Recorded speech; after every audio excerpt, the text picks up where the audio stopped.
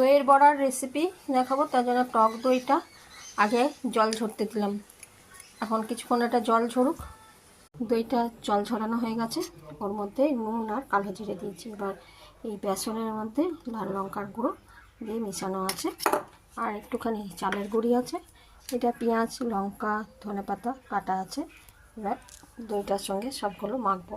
তেল গরম হয়ে গেছে, এবার বড়াগুলো এক এক করে ছাড়বো।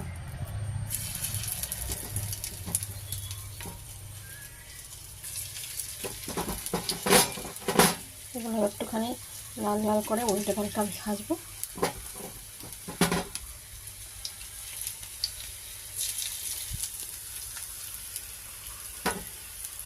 এক পিঠ ভাজা হয়ে গেছে, এবার উল্টে উল্টে আর একটা পিঠ ভাজবো। লাল লাল হয়ে যাবে, তারপর তুলে দেবো। হয়ে যায় আমার দইয়ের বড়া।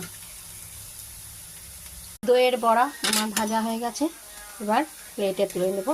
লাল লাল করে মুচমুচো করে হয়ে গেল আমার দইয়ের বড়া।